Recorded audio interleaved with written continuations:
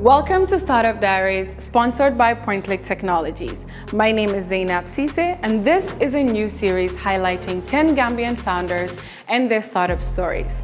Each episode has an in-depth interview with the founder, highlighting their ups and downs throughout their journey. Whether you are in the Gambia or somewhere out there in the diaspora, this show is for you. Please do not forget to like, subscribe, and hit that notification bell so you never miss out. If you have any questions or comments, please put them down below, as we would love to hear from you. Enjoy the show.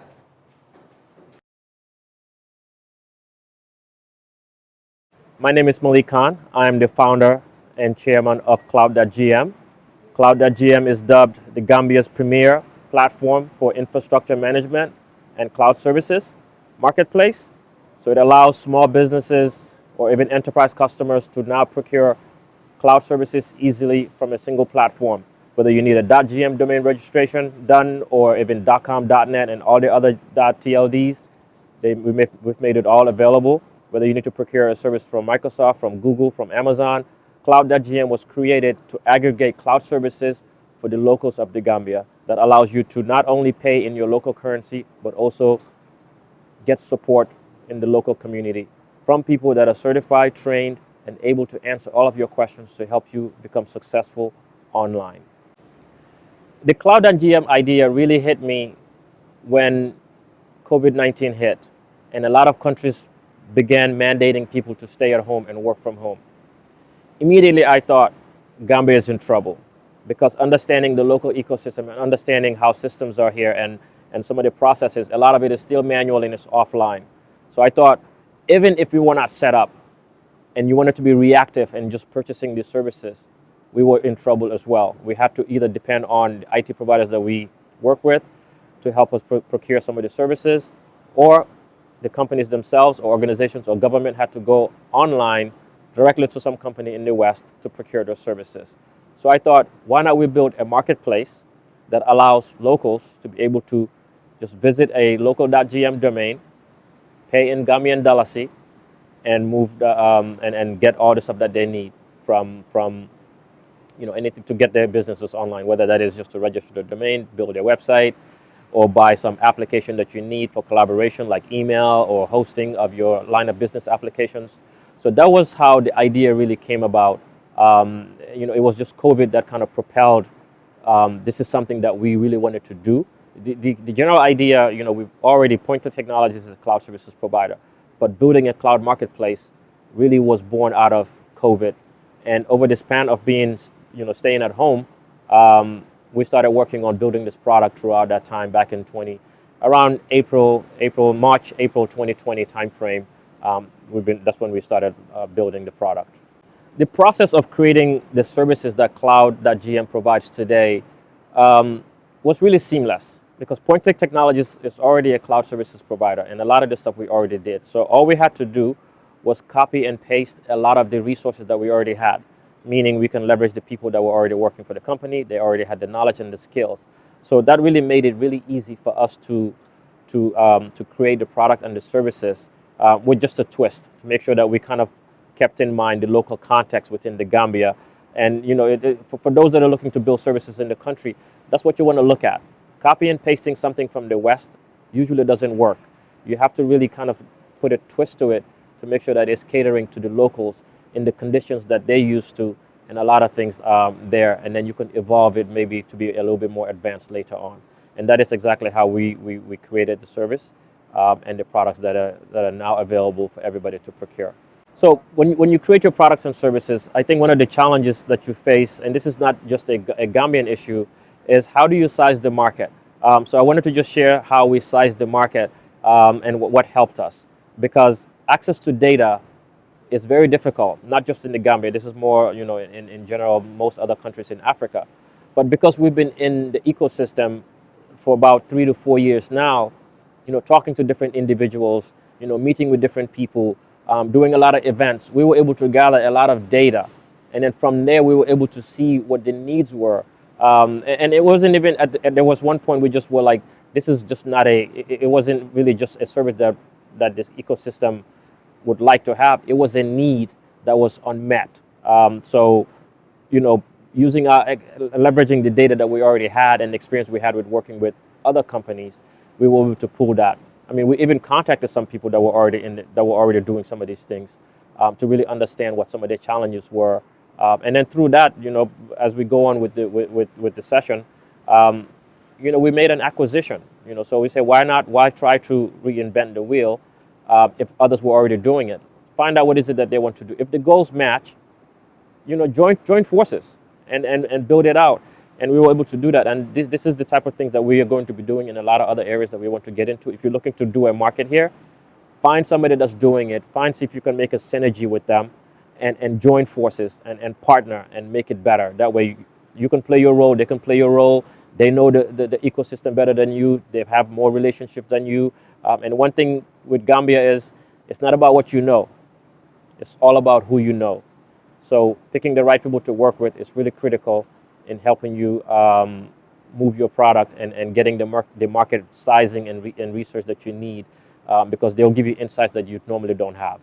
So with the market research that we've done in sizing the market, you also have to come up with your sales strategy. So our sales strategy was, like I said earlier, when you pull in all of these events, your resources, the people that you talk to, from that we created our sales strategy, meaning, do we work with existing IT providers, or do we work with the development community that are building a lot of these sites, or creative agencies, those that build web applications, that build, because at the end of the day, they're the ones that decide where these things live.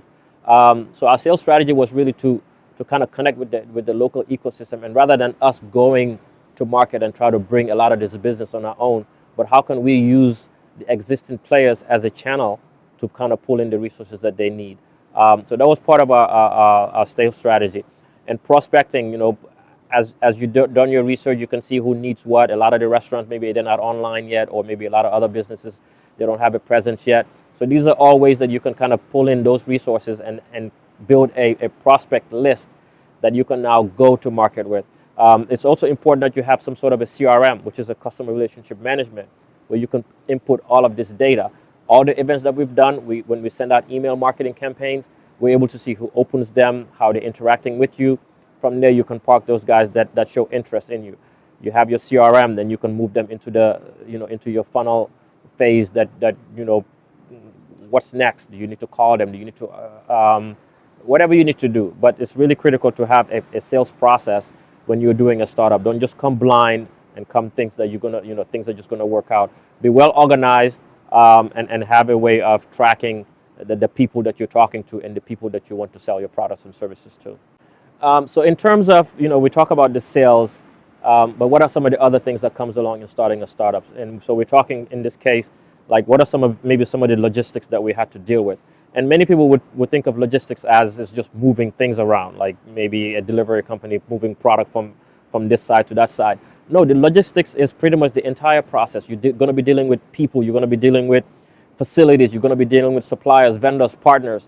So having to deal with a lot of those is really critical. So in our case, being that we're trying to aggregate a system that connects with multiple providers, so creating a partner program with Microsoft, that was pretty easy because we already had a relationship already.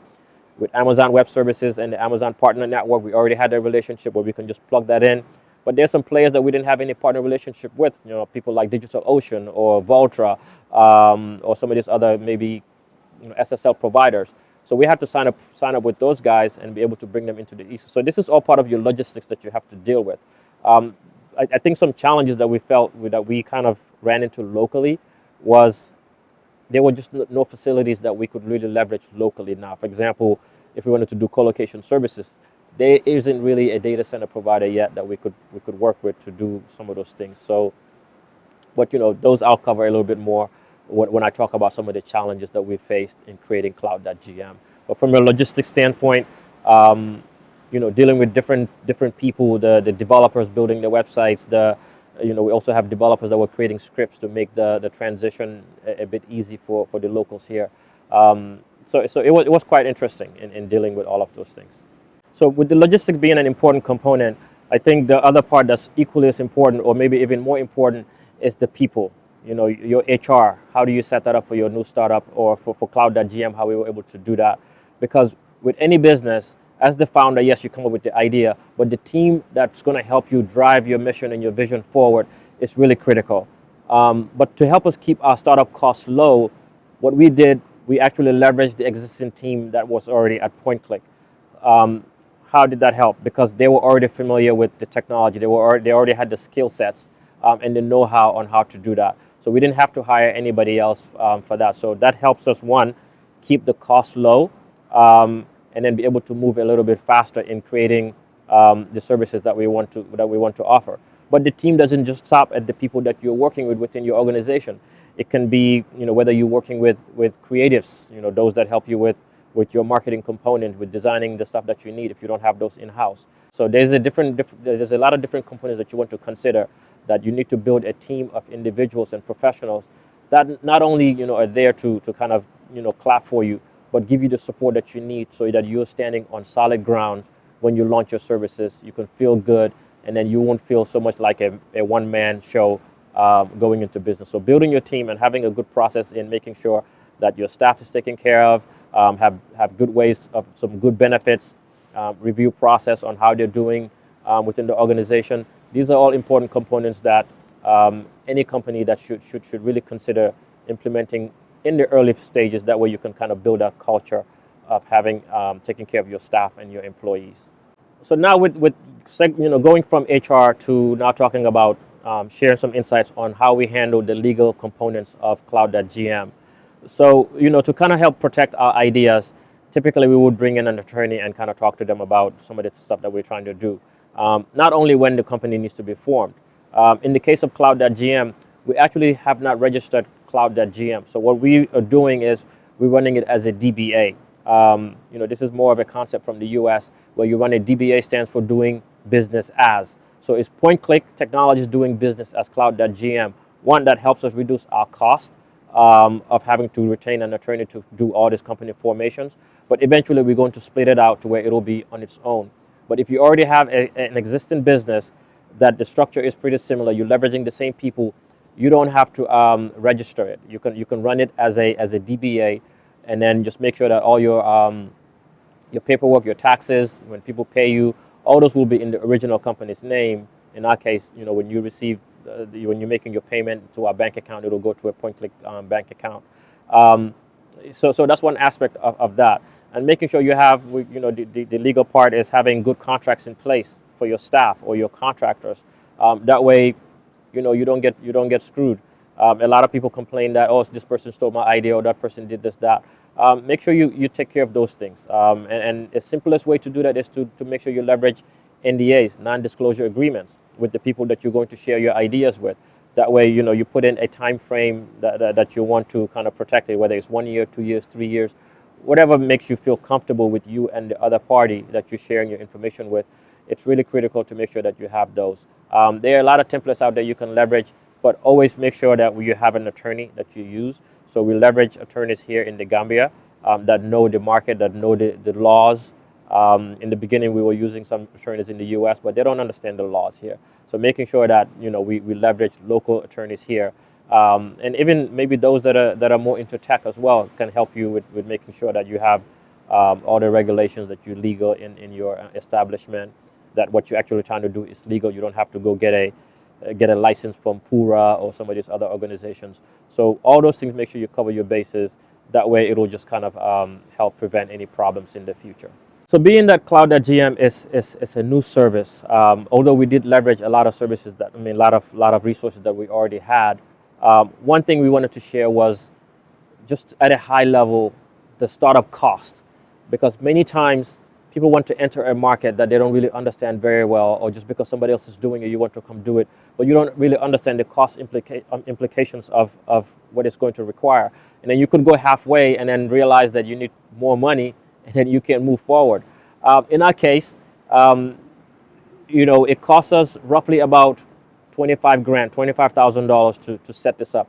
And that is with leveraging resources that we already had. So imagine if this had to be started from scratch, meaning getting new staff, building some of the tool sets and all that stuff. So just to give a brief breakdown of where some of that money went, the $25,000, I think it's a little bit more than that. but a lot of it, chunk of it went to marketing, your marketing budget. So at least about, I think, $12,000 to $15,000 went to that. And you may ask which areas. So when you're building, when you come up with your company name, you have to think about your branding, your logo creation, the color schemes that you select, creating your content for your website, creating your content for your brochures, or if you're going to be doing events, creating that. So all of these things are critical in making sure that you have the proper budgets in place and the proper people that you can either outsource that if you don't have the internal to do some of those things. And then you have to have a strategy for your content, whether that's online or offline. So in our case, in the offline standpoint, we do events where you invite people, tell them what you're trying to do, create that trust with them. That's going to cost you some money to do that. If you want to do billboards out there or do radio advertisement or even on TV, these things are going to cost you additional funding as well. But it all should be part of the strategy and making sure that you have a good budget in place to be able to move. Other parts of it, we spent about maybe another $5,000 to $7,000 on tools and licenses to allow us to integrate in the back end. So all these integrations that we are doing with AWS or Azure or DigitalOcean or some of these other providers, they come with license fees that we have to pay on an annual basis. In some cases, we actually had to have developers modify some of the code in the back end so that the integration can be really tight and it fits the local market. A chunk of that also went into developing a custom script or tool for .GM. If you know the challenges of .GM, a lot of it is still manual. If you register a domain, you have to email a person, you wait for them, maybe they'll take a few days to do it. So we spent some of that money to hire a developer to kind of automate some of that process. So when somebody registers a domain, it'll come in, once the payment is made, it'll process that, it'll send the emails with the data that's needed, so we don't have to do a lot of that manual work. So we use quite a bit of automation to do that. And these are just startup costs. And then we had the rest of the money just went into research and development, which is critical, making sure that you test your product. Don't just put something out there and think, okay, it works once, you put it out there.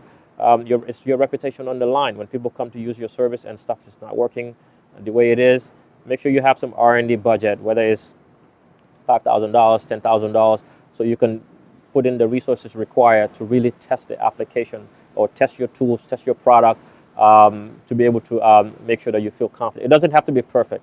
If you can get it to 70 to 80%, that's good. And then the feedback you receive from your customers in the beginning, you can reiterate, restructure a little bit, fix some of the issues, and move on. Just learn from the big players like Microsoft, Apple. They ship out stuff. It fails or they have a beta period. So this is the same thing that we need to do as startup founders to make sure that these components are always taken care of within your startup. So, and with all the startup costs, you may wonder, like, where did you get the source, the funding from? If I'm starting a business here in the Gambia, to get $25,000 or $1.2 million is, it's going to be very difficult. In that case, we leveraged. It was self-funded. We borrowed money from PointClick to do that. And as we are getting services and getting revenue from this, we're going to repay that money back to PointClick. In your case, if you don't really have that kind of money, ask family, ask friends, and you can kind of, just use what you have. Don't let access to finance be the reason why you don't start. And this is, for us, like I said, we reduced the cost to $25K because we were able to leverage what we had. What is it that you already have that you can leverage and move with that? But don't let your idea die just because you don't have the funding. There's always a way that you can get started.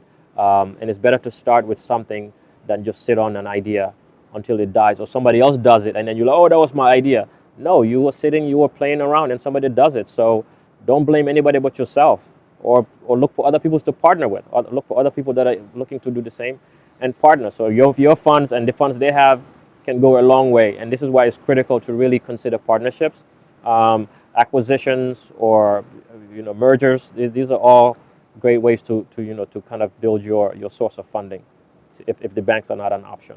So we've shared a few things of what we've done here on how we were able to get to where we are with Cloud.GM. So I would like to also share some of the challenges that we faced with creating the company or the services and products here. Of course, we know, infrastructure here isn't the best, but it is evolving. So that was one challenge when we were working on it here. The other challenge was, it's a cloud service, meaning a lot of the stuff you kind of have to connect to the internet to get to it. So, many people are a bit hesitant on that. Well, if I get this service, and internet goes down, that's the reality. That's just the reality we face today. So cloud services, it is going to go down if your internet goes down or your power goes out. So these are some challenges, but we didn't let it stop us. So we dealt with that. You know, when you're dealing with, we didn't have to deal with local contractors much with this at all. Probably not even. So we didn't really face any of those challenges. But it is Gambia. It does have its challenges. But we were able to mitigate it. In this case, there wasn't really that much, since we were able to leverage a lot of resources that we already had. But in other things that we've done, we've faced quite a bit of challenges. So I think it was mostly positive for us. The challenges weren't anything that was hindering us from doing it, with the exception of, we want to be able to host websites and applications and servers locally. So there's no sort of data center here, like a tier 3 or even tier 4 data center, that you can promise people uptime, 99.9 or even 99%, just because it's non-existent. But this is part of our plan with Cloud.GM to be able to establish that in the future. So as a result of some of the challenges that we faced, many opportunities usually will show up from there. I just talked about the data center, lack of data centers here, and those facilities to be able to do some of those services. So that is an opportunity that is waiting to be tapped into, whether other people are thinking about doing it, or it's something that we would like to address as well. So now we're doing the market research on that. So the events we're doing, we're asking, some of the organizations that we talk to, we're asking them, how would this, or even just seeing the existing setups, you can tell that they can all benefit from a data center. So that's one area that we really got out of the challenges that we are going to look at as an opportunity to take advantage of. So as we wrap this up, the mission for Cloud.GM and our vision is really to enable businesses and individuals to be able to get online easily without all the fuss. And why not? Why not a local Gambian to do that? And why not us? We don't always have to depend on the West to do it. A lot of us went to the West and got educated there. We've had experience there. We can bring that knowledge back and kind of build our own solutions. So our vision, or my vision that I'm seeing, is every business is going to be on Cloud.GM with their .gm domain operating here, whether you're a restaurant or you're a delivery company or whatever services that you're offering. Our goal is to make sure that you have online presence that you feel comfortable with. That's going to help you grow your company and your business and help you become successful in whatever you want to do offline. In terms of our 5-year growth strategy, we are looking to at least capture the market here within the next 12 months to get a heavy chunk of it. We're doing a lot of campaigns and promotions that we're bringing on board to be able to meet the goals that we want and the vision that we have.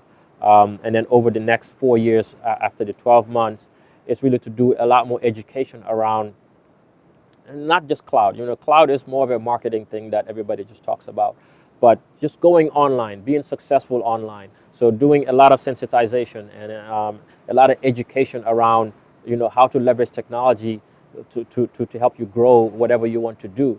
Because as we all know, the top 10 companies in this world today are all tech companies, starting with Apple, you have Microsoft, you have Google. All the technology is driving the future, and we want to be at the center of that, not only to profit, but to really help other people profit and become successful. So that is our 5-year strategy, is to keep pushing, to keep driving the message out, to educate people on the benefits of it, on how it's going to help them grow their companies, their businesses, and their services, and help them scale. Gambia is a small market, but Gambia is part of the world that we all live in. So why not reach for the globe and not just look at the small Gambia that we have here? And going online and leveraging cloud services allows you to scale and reach the global marketplace. And we want that for you, for every organization that's out here in the country. We are here to support you every step of the way. So in closing, I hope the insight I've provided has been helpful. the goal of this Startup Diaries was really to be able to share my experience in creating a startup here in the Gambia, because usually there's a lot of FUD, around the Gambia. People talk a lot of stuff about it. But if we don't come together and do that ourselves, then who's going to do it?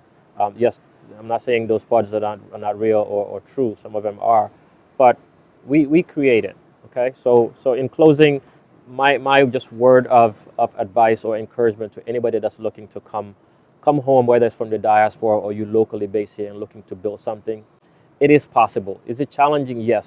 Is the terrain really difficult? Yes. But that's what it is. It's entrepreneurship, it's business. It's not built for everyone, but at least give it a try. Partnerships is key. In this situation, we spoke with a lot of people in the ecosystem. We were able to find an individual, for example, I'll say Modunjai with NWeb Plus. His business was kind of, was steady. It wasn't growing much, but it was steady, and he had a good client base. So, we decided, what do you want to do with it? He still wanted to propel it. Well, join the forces. So we did it. We came up with an agreement. We did an acquisition. We took those customers, brought them into Cloud.GM. Immediately, Cloud.GM had customers. At launch, we had customers. So the strategy works if you're able to make that synergy with people. So if you're looking to start something, don't try to reinvent the wheel. You want to do a delivery company, go look at what some of the other delivery companies are. Sign an NDA, talk to them, hey, I'm looking to enter this market, and see what comes up there. But it is possible. It is possible to do things here if we do it together. Last year, $4.5 billion was invested in startups in Africa. How much of that came into Gambian startups? Zero. You know why?